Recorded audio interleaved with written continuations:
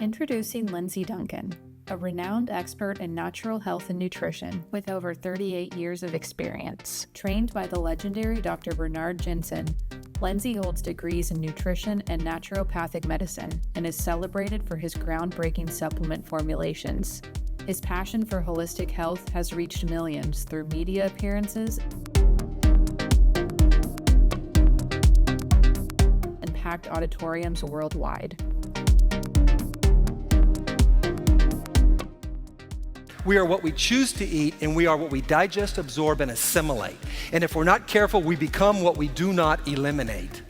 Lindsey's journey is marked by resilience, healing, and a renewed commitment to helping others live healthy, fulfilling lives. Please join me in welcoming Lindsey Duncan. When I was asked to speak and present at the World Autism Summit by Karen Simmons, the first thing that I thought of was, how can I have the biggest impact in the shortest amount of time by addressing neurodiverse and autism at its deepest and most relevant core level? I thought to myself, I'm not really interested so much in the symptoms, because at the end of the day, our symptoms basically are indicators that something is off in our body, and they're screaming and begging us to find out what's going on in our body on a much deeper and more core level. Remember, a headache is not a deficiency of Tylenol or aspirin, and depression is not a deficiency of Prozac or another chemical drug. We have to quit chasing the symptoms, and we have to learn to go to the core. That's what we're doing today. And this is what I'm going to try to do today. I'm going to go to what I believe to be the deepest, most relevant core of autism and neurodiversity. And as I started constructing what I wanted to share and drawing from my 38 years of experience in the natural products, nutrition, alternative medicine, and wellness industry, I picked up the phone and I called my clinical research expert, Catherine Tipton. And I asked Catherine to pull as much clinical data as she could find pertaining to two main issues. I said, Catherine, I want you to find as much clinical evidence as you can find on gut issues and our critical gut microbiome being major and contributing factors to autism and ASD. Secondly, I said to Catherine, after you find that, I want you to find all the clinical evidence that you can find on heavy metals being a major factor in contributing to autism and ASD. I said, I don't need you to send me binders full of this information. I already know that it exists. I said, I want you to highlight it so that people can look at it and be impacted by it and begin to investigate into its disturbingly deep depths. I want people to see how much clinical documentation actually exists on these two critical core issues. Today, we're going to take a deep dive into these two issues, and I'm going to try to not put you to sleep with a bunch of clinical data that you could look up later on your own, but I'm going to talk from my own personal experience and from my heart as a nutritionist and a doctor of naturopathy, and as someone who's been helping people on their road to wellness for almost 4 decades. Let's take a look at what Catherine uncovered. Hello, my name is Catherine Tipton, and Lindsey Duncan came to me and asked me to look into two things. The first is the clinical evidence of gut issues being a major factor in autism. After conducting some thorough research on this topic, we believe that a simple internet search is the best way to illustrate this. From nature.com, gastrointestinal disturbances such as diarrhea, constipation, and abdominal pain are often present in individuals with ASD. In addition, gastrointestinal problems are correlated to a higher degree of ASD severity. Some other common things that people are searching: is there a link between autism and gastrointestinal issues? Is autism caused by leaky gut? Is there a link between IBS and autism? Has research shown that people with autism tend to have a higher likelihood of having gastrointestinal problems? This clearly seems to be a problem that people are seeking answers for. From the National Institute of Health, the role of the gut microbiome in autism spectrum disorder. Several factors leading to ASD were identified. Another one from the National Institute of Health. GI disorders are approximately fourfold more prevalent in children with ASD than in the neurotypical population. And on forums like Reddit and Quora, what's the deal with autism and digestive issues? New evidence hints at the role of gut microbiota in autistic spectrum disorder. What is the link between gut inflammation and autism? From the Autism Research Institute, gastrointestinal issues like constipation, diarrhea, and abdominal pain are incredibly common in autism. From the University of Missouri, children with autism spectrum disorder tend to experience gastrointestinal issues such as constipation and stomach pain. From ScienceDirect.com, it's been reported that 83 to 91% of ASD individuals have co-occurrence of gastrointestinal disorders. From BMC Psychiatry, a high prevalence of a variety of gastrointestinal symptoms is frequently reported in patients with autism spectrum disorders. Again, from the Autism Research Institute, gastrointestinal conditions like constipation, abdominal pain, and GERD often co-occur with autism and can significantly impact daily living. From the Mayo Clinic, yes, children with autism spectrum disorder tend to have more medical issues, including gastrointestinal symptoms. I think you get the point. Now let's look at the second research topic, clinical evidence of heavy metals being a major factor in autism. From Biomed Central, metals exposures are potential modifiable risk factors in ASD. Among children diagnosed with ASD relative to controls, higher childhood blood levels of arsenic, mercury, lead, and cadmium have been observed. Some other things people are searching in regards to this topic. Is there a link between heavy metals and autism? What is the biggest risk factor for autism? What is causing the huge increase in autism? What chemicals are linked to autism? This seems to be a topic that people are curious about. From the National Institute of Health, metal profiles in autism spectrum disorders. According to a Metallomics investigation, 8.5% of ASD children aged 0 to 15 exhibited elevated cadmium loads in hair samples. Again, from the NIH, this study demonstrates a significant positive association between the severity of autism and the relative body burden of toxic metals. From ScienceDirect.com, association of autism with toxic metals. The current evidence from our study supports an association between higher toxic metal burden with autism. From Medical News Today, exposure to heavy metals may increase risk of autism. A recent study explores a new factor that may contribute to the risk of developing ASD, the concentration of heavy metals in a child's body. From the Wiley Online Library, the increased number of autism cases in recent years has been strongly associated with increased exposure to heavy metals. From New Food magazine, research has claimed that exposure to these toxic metals can lead to autism spectrum disorder and attention deficit hyperactivity disorder. From JD Supra, can heavy metals found in baby food cause autism? While these two internet searches and this information are readily accessible to anyone with a computer, they depict an ongoing problem that many people are unaware of. Now back to Lindsey Duncan to take a deeper dive into all of this. So the industrial age in America, also called the American Industrial Revolution, began in the late 18th century, and it continued into the 19th century. Now, while the global industrial revolution started in Britain around 1760, it spread to the United States after 1790. The establishment of textile mills in New England, such as Samuel Slater's mill in Rhode Island in 1790, basically marked the beginning of large-scale industrialization in America. The movement gained significant momentum after the Civil War, particularly with the advancements in steel production, railroads, manufacturing technologies, and so much more. Now, this new era had a significant impact on society and on the environment. The rapid industrialization brought about significant economic growth and technological progress. However, it also led to the release of numerous, if not thousands, of chemicals, toxins, and pollutants into the environment. That's what I want to talk about today. This affected both the ecosystem, like our air and our water and our food, but it also affected our human health.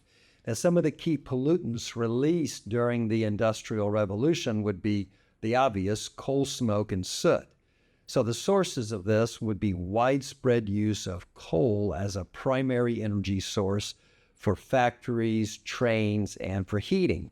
The effects of this would be air pollution leading to respiratory problems, smog, and soot that covered the cities. But this soot, when it goes into the lungs, would get into the human bloodstream, therein would cause the problem.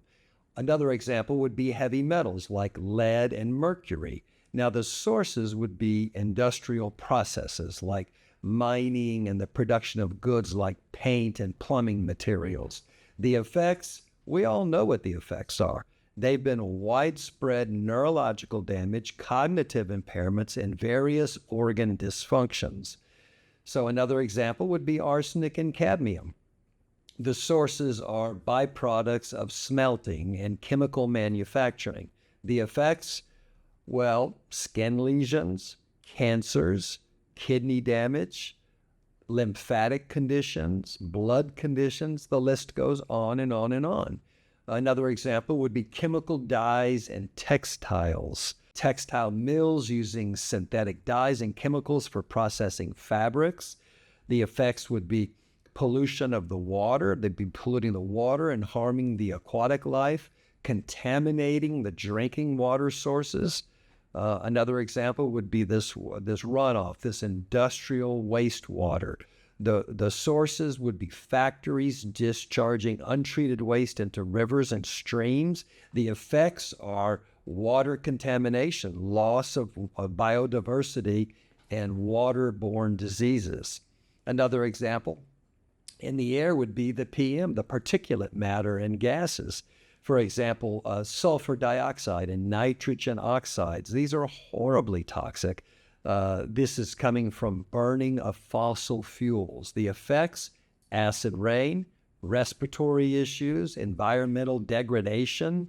And my last example is going to be a massive, what I call massive wrecking ball. It's just a general bucket of chemical byproducts.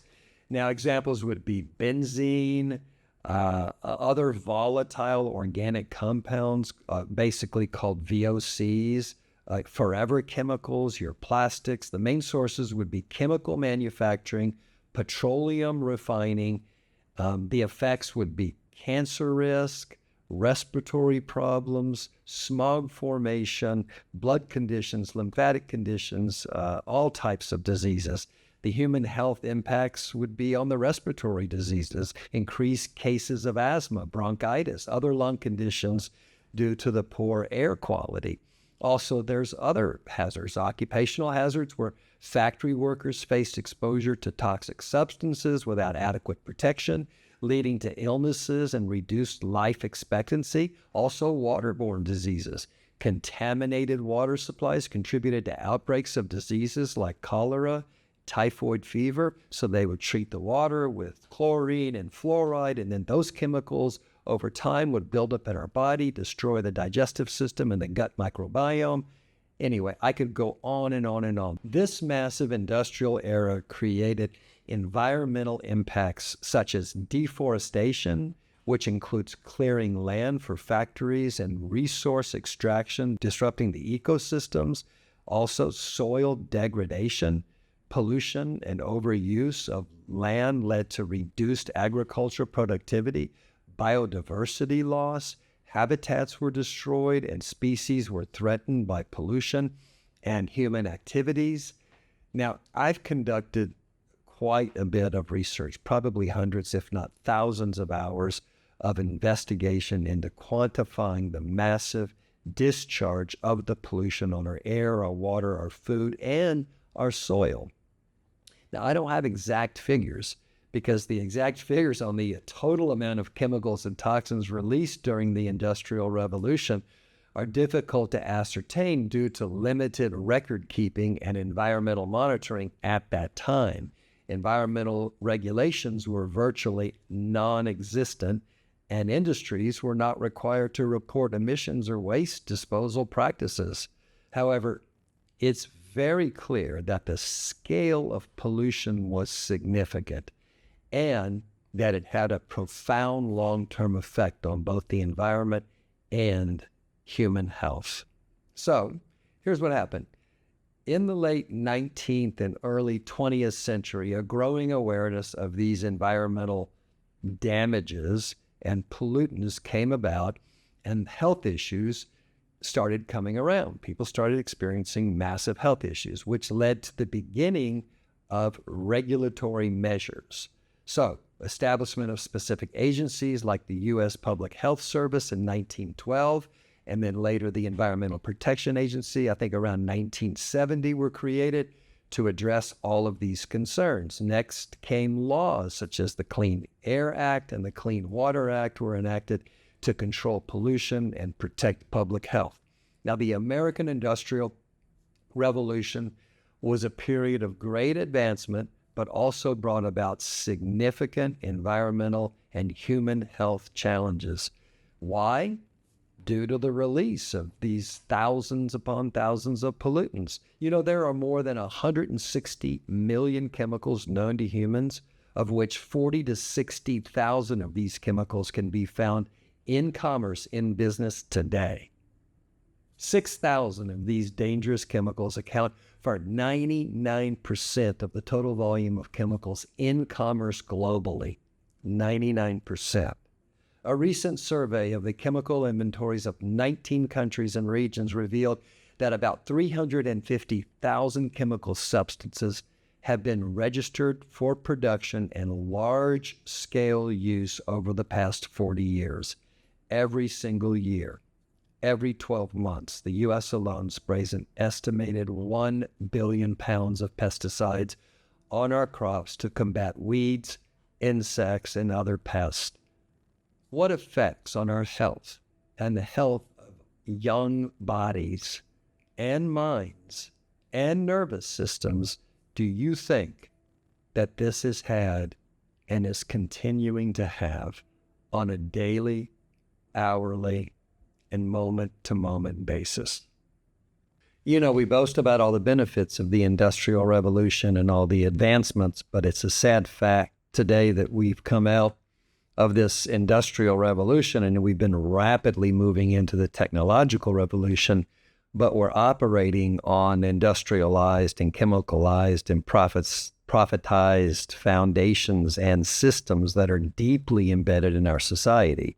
So from our food chain, which is basically Frankenfood, I mean, some of this stuff lasts 10 years and it looks the same.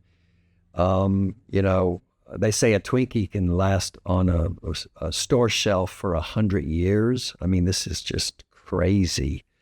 So basically from our Frankenfood, which is highly preserved and chemicalized, to our water systems, to our building systems, you know, the toxic building syndrome, to our schooling systems, to our advertising systems, the sugar and cereal commercials in the morning that is just pounded into our children's head, to our farming systems with the 1 billion pounds of chemicals dumped on our food and the condition of our soils, to our medical systems and our healthcare systems. And unfortunately, the list goes on and on and on. Over the past 4 decades of working in the natural health and wellness, I've accumulated some pretty frightening statistics, and a couple of them have really kind of stayed with me. They stuck with me. One is a study that was done in 2005. It revealed that at least 287 hazardous industrial chemicals passed through the placenta to the fetus. Another statistic states that the synthetic chemicals are so prevalent in a woman's breast milk today that if bottled for sale, most breast milk would not pass FDA regulations. This is pretty scary stuff. And this is what we're talking about if we're going to go to the core of autism and neurodiverse conditions. We can't pass this up for the symptoms. We've got to stay focused on the core, the cause. You know, it's another sad fact to learn that there's really only 7 or 8 key nutrients or elements that the human body needs to sustain life. These are elements such as the obvious vitamins. Without vitamins, we don't live. Minerals, amino acids, EFAs, essential fatty acids for the brain and nerves, trace minerals, enzymes, fiber, and of course, beneficial bacteria and microorganisms. One only needs to look at the statistics and the evidence to find out that we are simply not getting enough of these critical and essential nutrients to build or to rebuild our bodies, and to especially rebuild our children's bodies with ASD and neurodiverse conditions. I would now like to read something to you from the United States Senate document number 264. Now, this was printed in the United States Congress in Washington, D.C. in 1936. So I'm going to say that again. It was printed in Congress in 1936. Its title is Modern Miracle Men, and it was presented by Rex Beach on June of 1936. It states, I'm not going to read the whole thing to you because it's quite long, but I'm going to read a couple of key points to you.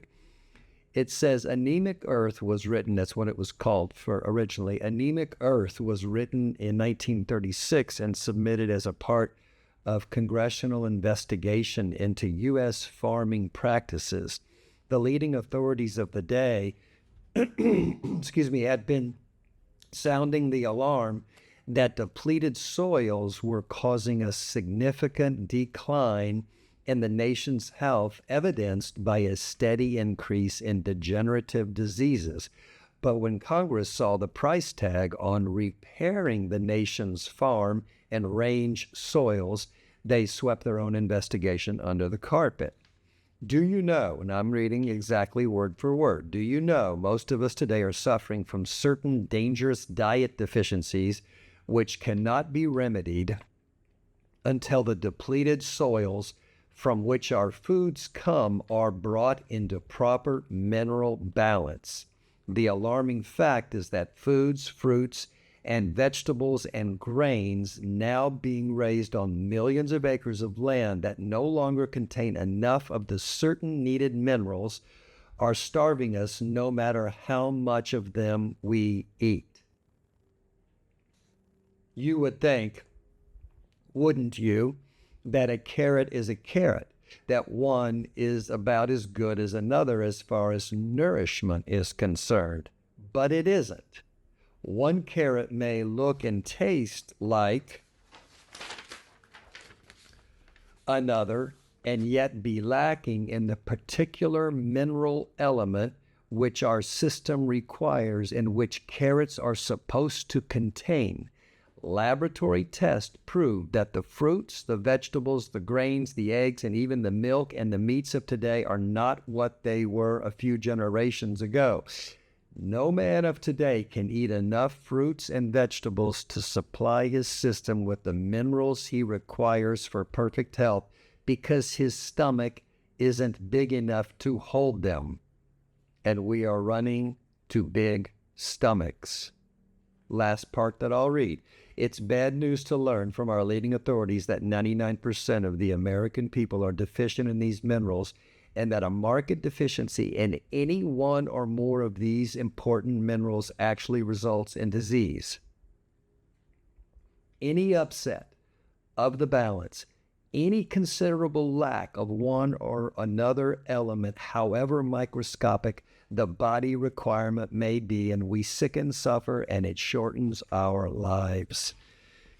We've got to go to the core of these conditions, and regardless of whether we're talking about autism or ASD or neurodiverse or any of the conditions that have been on the rise throughout all of society, we are talking about toxicity, gut microbiome, horrible, poor, broken down digestive and intestinal systems, nutrient deficiencies, and the body's ability to get what it needs, to hold on to what it needs, and to rebuild what it needs to rebuild. The key is that we're holding on to the toxins. We're not getting enough nutrients. And the quickest way to break our body down, especially with these children, is to chemicalize and toxify their body and then not have the nutrients and the power and the strength and the life force to push and to throw those toxins out of the body. How are we supposed to eliminate toxins from the body? Please, please, please remember this. There are 7 channels of elimination. It's really 4, but there are 7 true channels of elimination. The human body releases toxins and poisons and heavy metals and chemicals through 7 channels. I'm going to list them out for you, and they must be opened up and they must be flowing in order for the toxins to release from our bodies. The skin is the largest eliminative organ. It releases toxins through sweating. The bowels is the second largest eliminative organ. It releases toxins through defecation, through elimination. The kidneys is our third most important and effective channel of elimination, and it releases the chemicals and the toxins through the kidneys and through the urinary tract through urination. And the fourth critical one are the lungs. And the lungs are supposed to release toxins through exhalation, which is one of the reasons why we exercise. Matter of fact, when we exercise, we're activating really 2 of these channels of elimination through sweating, right? And then also through exhalation. So those are the 4 exits to this airplane. Those are the 4 ways that the chemicals, the poisons, and the toxins can get out of our body. But what most people don't realize is there's 3 more critical channels that help process these toxins: the liver, the lymphatic system, and the bloodstream. I'm going to say it again. The liver has to process every single chemical that enters the human body, period. The lymphatic system stores the toxins and the chemicals through all the lymphatic nodes and all the lymphatic fluids. And last but not least is the delivery system, the human bloodstream. It is the ultimate delivery system. And that bloodstream can either be delivering life, nutrients, good bacteria, good microorganisms, enzymes, amino acids, proteins, essential fatty acids to the brain, all of the good things that we need to build our bodies strong. Or it's delivering chemicals, toxins, formaldehydes, glues, EMFs, poisons, toxins, paints, all of the bacteria, mold, yeast, fungus, all the stuff that our bodies are supposed to throw off, eliminate, detoxify, and fight. What we build these children's bodies with today will determine how they weather the storms of tomorrow. Hey everyone, my name is Weston Horn. I'm a natural health practitioner, clinical nutritional herbalist, and also a master formulator. Now, it's clear the things that Lindsey just talked about have taken a huge toll on human health. Of course, everyone here knows that we've seen a huge uptick in the rate of things like autism, but we've also seen a massive increase in all diseases. In the 1960s, 4% of the United States population had a chronic health disease. Now today, we have over 46% of just the childhood population with a chronic health disease. So 4% of our total population to almost half of our children now are dealing with chronic diseases. What's causing all of it? And what's causing autism, for that fact? When we look to science, we don't have a definitive answer. This is largely because science looks at most things in isolation. Yes, we have studies showing thimerosal increasing the rate of autism, but then we also have studies showing the opposite. Yes, we see that heavy metals are higher in the hair and in the blood and the urine samples taken from children on the spectrum, but is that because of exposure, or is that because of the body's ability to remove heavy metals has been impaired? Or is it both?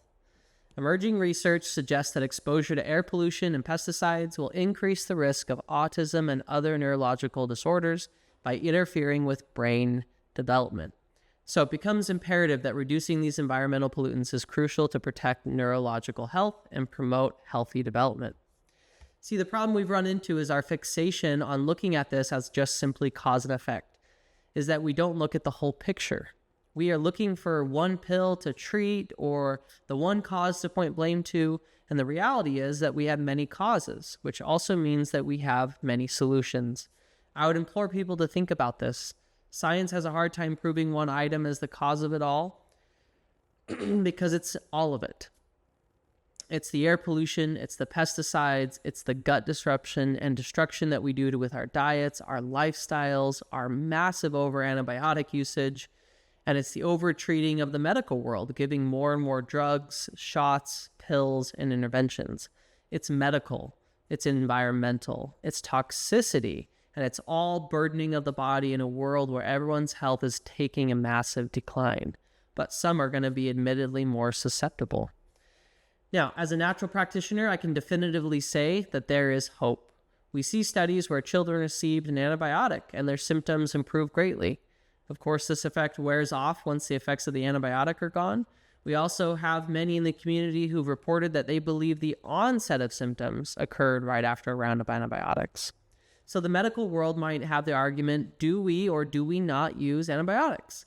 My argument would be that the gut microbiome is at the root cause of both of those things, and it's the thing that's needing help and needing support. Research indicates that individuals with autism spectrum disorder have higher rates of gastrointestinal issues, including increased intestinal permeability. Many of you have often referred to this and heard of it as leaky gut, microbial imbalances, and other gut-related problems. A study published in Nutrients in 2010 found that 36.7% of children with ASD showed abnormal intestinal permeability, compared to only 4.8% of neurotypical controls. This suggested a significant link between leaky gut and autism. Additionally, if you look at studies in Cell in 2013, it demonstrated that mice exhibiting autistic-like behaviors had altered gut microbiota. When these mice were treated with a beneficial bacterium, both their gastrointestinal symptoms and their behavioral symptoms improved. Another review in Autism Research, published in 2013, discussed how dysbiosis, or microbial imbalance, in the gut microbiota is more prevalent among individuals with ASD, potentially influencing the severity of autism symptoms. These studies collectively suggest that the gut health plays a crucial role in ASD and that addressing gastrointestinal issues may have a therapeutic potential. Now, it's important to note for everything that I just talked about, there are already answers in the natural world. This is also what I find so promising, but we need dedicated practitioners, parents, caregivers, and more to broaden their perspective, to look at these natural answers that can support while doing no harm. In reference to some of these, we'll take leaky gut, for example. We know that L-glutamine, zinc, resistant starch, and other healthy prebiotic fibers can halt the leaking of the gut and start to support healthy functioning again. What about when we read science like this? A study published in PLOS ONE in 2011 investigated the intestinal issues of children with ASD who also had gastrointestinal disturbances. The researchers found significant decreases in the activity of enzymes that break down complex carbohydrates into simple sugars for absorption. Specifically, these enzyme deficiencies can result in undigested carbohydrates reaching the colon. When this happens, it causes symptoms like bloating, gas, diarrhea, and more. Also, if these undigested carbohydrates get down, they can alter gut microbiomes by promoting growth of certain bacteria, contributing back to this dysbiosis and imbalance that we talked about earlier. This is commonly observed with individuals with autism time and time again. Now, this carbohydrate problem from the study starts with a lack of enzymes. You can give digestive enzymes like amylase and glucoamylase and others to help break down carbohydrates at meals, and also afterwards to help scavenge the undigested carbohydrates out of the colon, helping the body and the gut get back to better balance.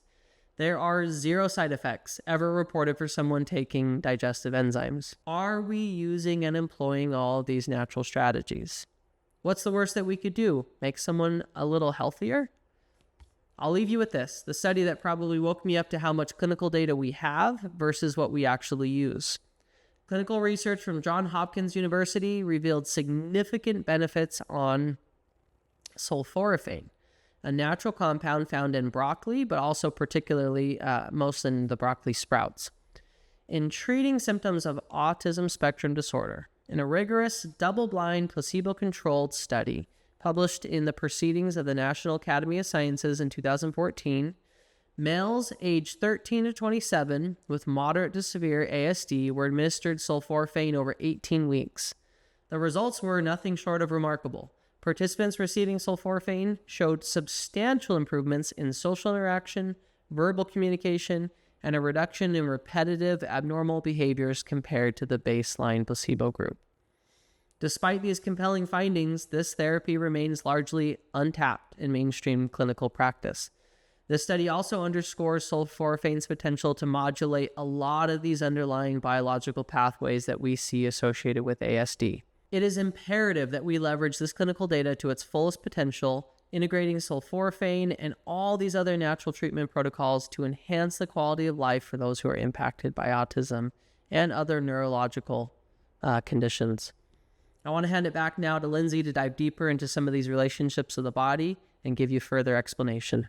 So I'd like to read from a clinical document to everyone. It's called Frontiers in Cellular and Infection Microbiology. The name of the clinical document is Role of Gut Microbiome in Autism Spectrum Disorder and its Therapeutic Regulation. I'm going to skip past the 20 or so pages, and I'm going to go straight to the conclusion, and I'm going to read what it says, just a few sentences. Recapitulating all mounting evidence elucidates the association between the gut-brain axis and ASD. Several factors leading to ASD were identified, mainly early colonization on infant health development and the effect of early microbiota dysbiosis, which is just an unhealthy balance of the good bacteria in our GI tract. In the gestation period, mode of delivery, uncontrolled usage of antibiotics, and stress. These factors eventually led to gut microbiome dysbiosis and colonization of pathogenic microbes, which impact the CNS, central nervous system, function by the production of neurotoxins. The presence of these pathogenic bacteria, such as Clostridium found in the colon of children, shows the possibility of developing ASD, period. So now I'd like to read something from Frontiers in Psychiatry. It's called, the name of the article is from 2023. It's called Effect of Fecal Microbiota Transplantation in Children with Autism Spectrum Disorder, a Systemic Review. Going to jump past the 20 or so pages to just before the conclusion.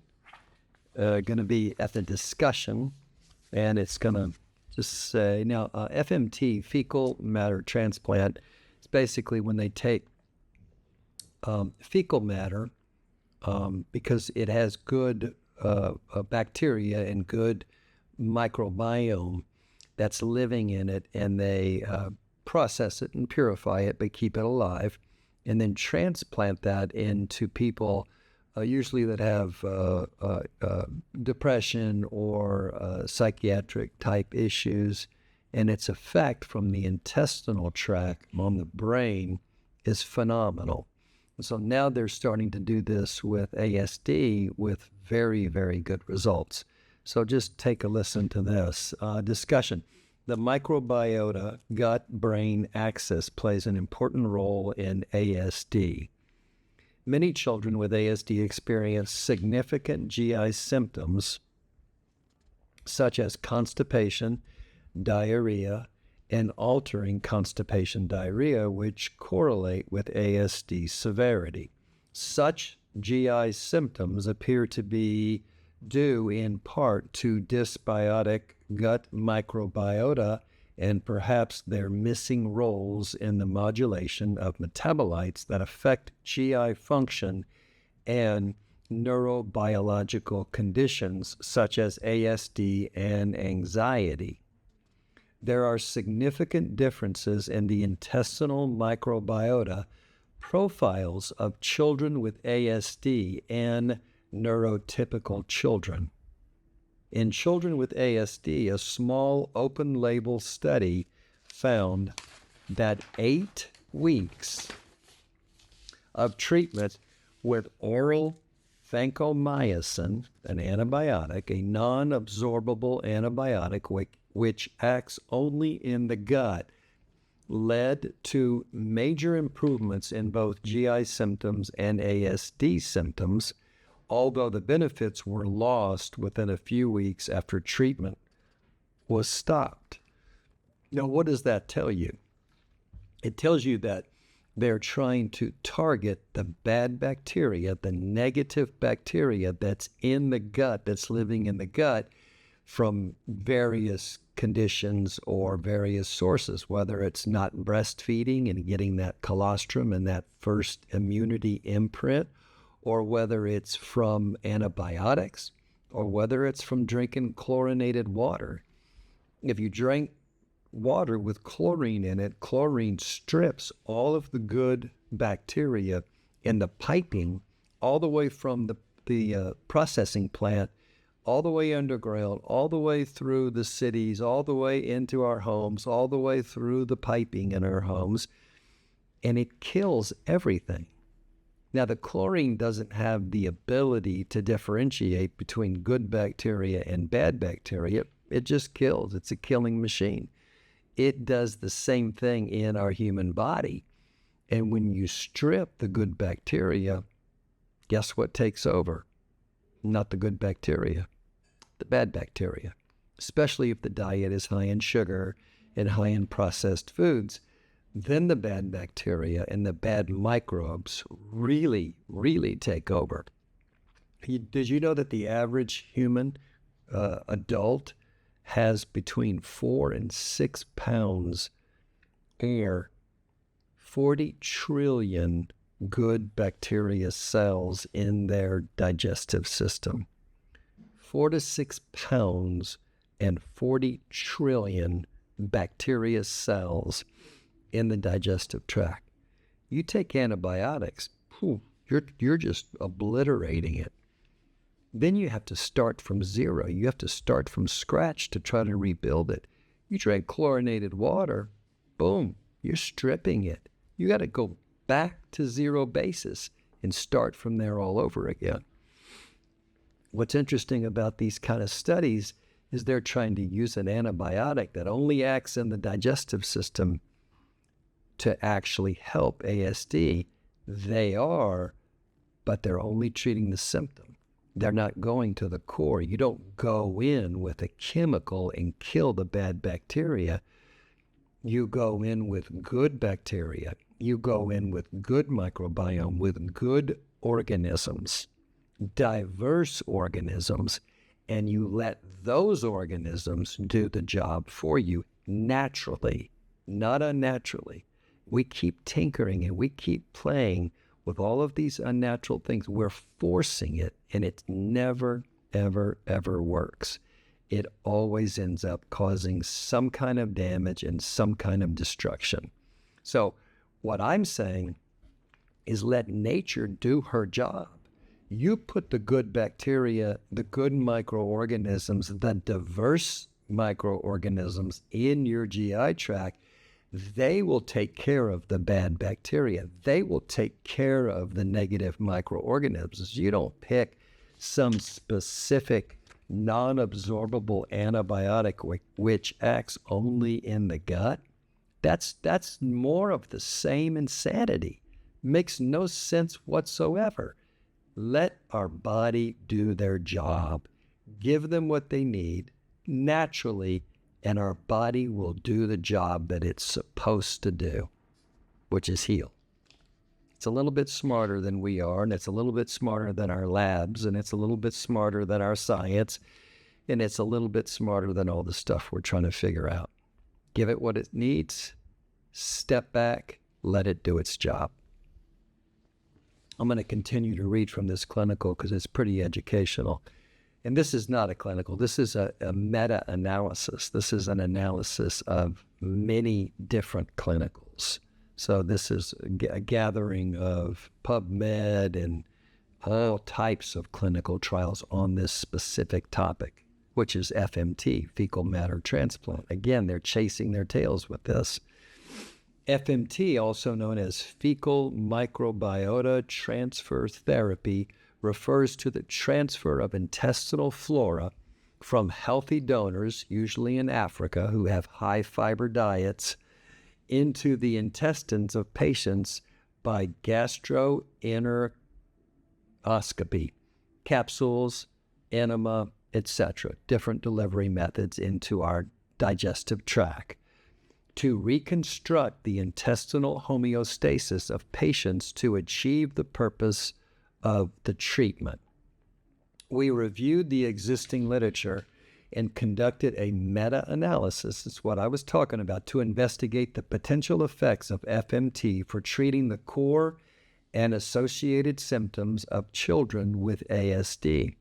We researched the Embase, PubMed, Web of Science, and Cochrane Library and reviewed the studies published previously to assess the effect of FMT in improving autistic symptoms in children with ASD. No severe adverse effects were reported in the studies.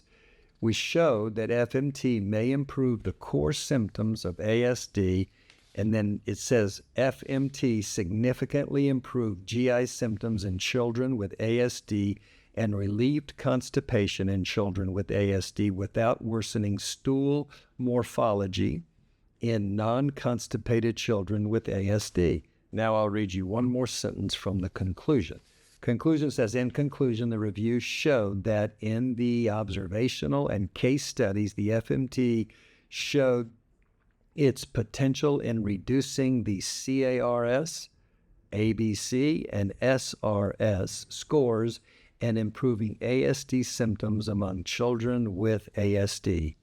FMT may be a potential therapy for alleviating symptoms of ASD in children with ASD. Now, what is that clinical basically saying to us? They've identified that the bad, unhealthy bacteria and microbes in our gut are the problem, part of the problem. They found that antibiotic that can kill it, but it only works for a week after they stop taking it because it stopped killing the bad bacteria, and the bad bacteria just keeps growing over and over and over again. So now they're going to Africa, getting people who are eating close to the land and who are healthy and who are getting 60 to 90 grams of fiber a day and who have very healthy gut microbiome. They're taking their fecal matter and they're purifying it here in the U.S., and then they're implanting it through various methods into children with ASD and having really, really good results, especially with constipation or irritation in the gut or any GI problem. And a lot of the ASD symptoms are coming down.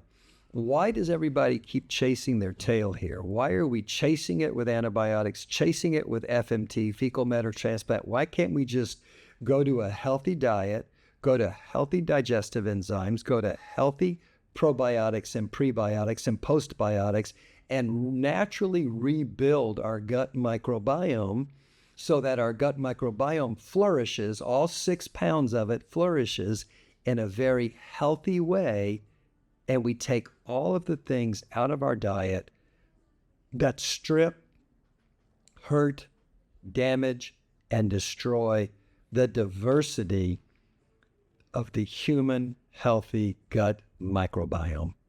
Why not go to nature? Why not let nature do her job?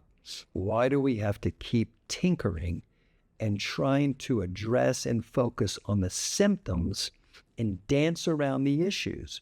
Our body, if you give it what it needs, it can rebuild its gut microbiome. When that happens, it will improve the gut and the brain axis. When that happens, it affects the mind, it affects the mood, it affects the memory, it affects the central nervous system, and it affects how we communicate and how our brain functions.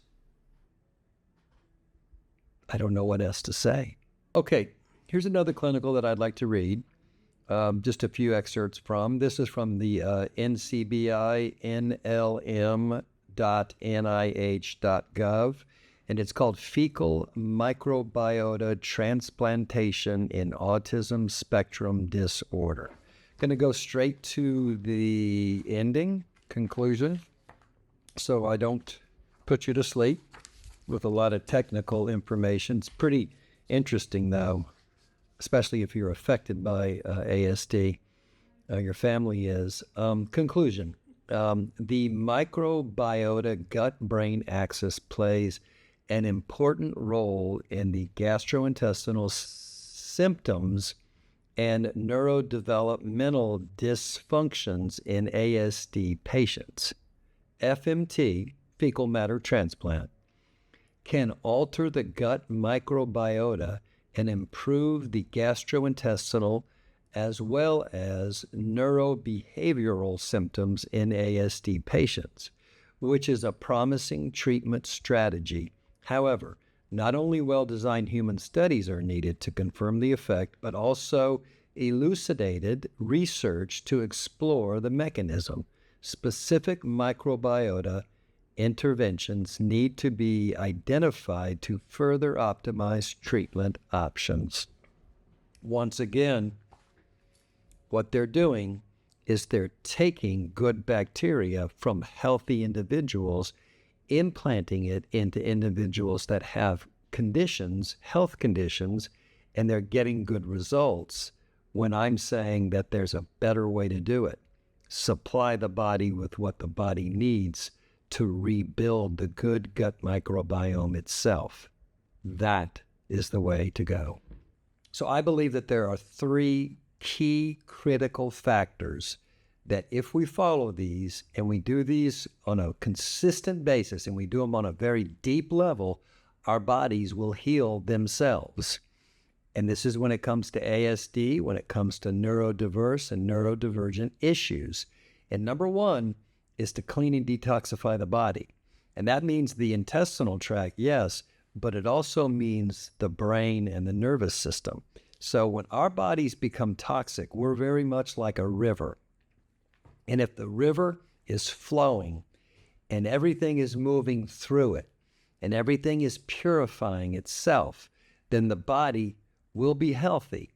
But when the river becomes stagnant, any of these 7 channels of elimination become stagnant and they stop flowing and they stop moving the material and the toxins and the byproducts of what we put in our body. If they stop moving that out of the body, then the body becomes stagnant. And just like a river, a stagnant river is filled with disease.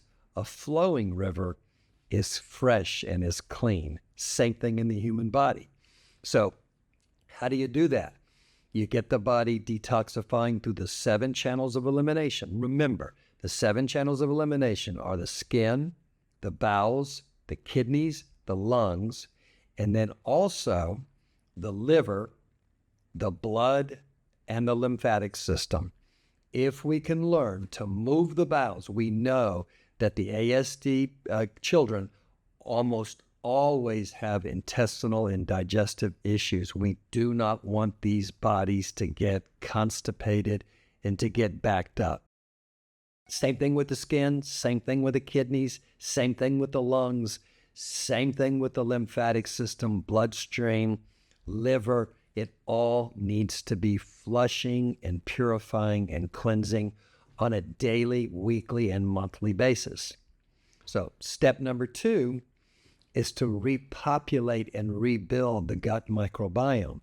This is critical. We can cleanse all day long, but if we're not replenishing, if we're not putting that good bacteria, those good microorganisms, the good bacteria that actually makes up 4 to 6 pounds of live organisms in our digestive tract, if we're not putting that back in from what's been stripped of antibiotics and stripped with medication and stripped with chlorinated water and stripped with dyes, red dye, yellow dyes, and all the chemicals and all the preservatives and all the processing and all the dead foods and all the junk foods and all the devitalized foods, if we're not putting that good fermented probiotic, prebiotic, postbiotic, and all of the good bacteria, the fiber and the fermented foods and all of those nutrients and those microorganisms back into our 29 feet that makes up from our mouth to our rectum, that tube, that dark 98.6 degree tube, if we can't repopulate that, then it's going to be almost impossible to gain maximum healing. So that's step number 2.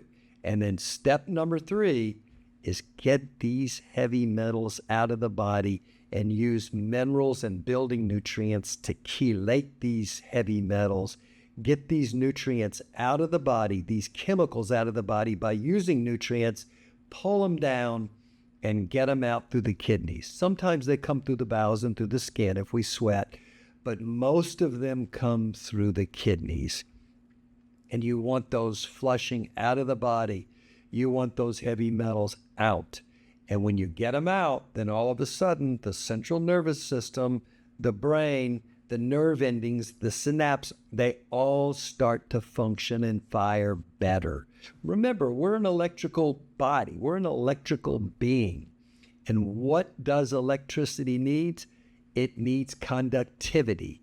And what produces conductivity? Minerals. And what kind of minerals? Trace minerals, micro minerals, and big minerals, macro minerals. But we must have our minerals, and that's what's been depleted from our soil, and that's what's been stripped from our food chain. So these 3 steps are the core. They are going to the core of these issues. Yeah, there are other things that are beneficial. There's no question about it. But I'm talking about the core. Get the bowels moving, get the tube moving, get the digestion moving, get the bacteria replenishing, get the nutrients coming in the body, and start to build and strengthen the body and chelate those heavy metals and get them out through the kidneys. To wrap things up, we'd like to share what we refer to as a formula for some of the key elements of ASD and neurodiversity. While this is not an exhaustive list, it highlights significant contributions from our society's history that have shaped where we are today. Depleted soils, heavy metal toxicity, mineral deficiencies, nutrient deficiencies, congested, inefficient 7 channels of elimination, constipation and intestinal toxicity, unhealthy gut microbiome, impaired gut-brain access, poor digestion and inability to break down foods, chemical exposure, mold, fungus, and yeast overgrowth in the gut and gastrointestinal issues, gut inflammation, parasitic infections, overconsumption of sugar and carbohydrates, overuse of antibiotics and unnecessary medication consumption, stripping and destructive chemicals such as chlorine and fluoride, and much more. So in closing, I'd like to say that I hope that you all have learned something and that you're taking something away from this hour that we've spent together. Knowledge that will benefit you or your family or anyone who's important to you. I also want to thank the World Autism Summit. I want to thank Karen Simmons and the Autism Today organization. And I also want to thank all of the other presenters and speakers. And I have great respect for all of the work that they're doing to try to make a positive and impactful difference. I run 2 companies in the wellness industry. One of them is called All In Nutritionals, and the other is called Neuronutritionals, and the websites should be down below typed in. We formulate, we source, we produce, we manufacture over 100 unique, clean, and life-changing and life-enhancing products. From hydrogen generators for water to nutritional supplements for the neurodiverse to shower heads that even remove chlorine and chemicals from our water. We also do remote consultations to help people who are not able to find help in their local areas. Our approach is basically rooted in scientific research and a deep, heartfelt commitment to enhancing the quality of life for those who need it most.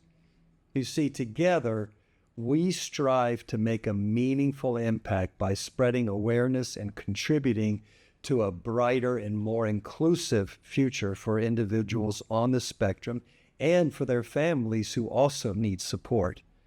Thank you all for spending this time with me, and be well.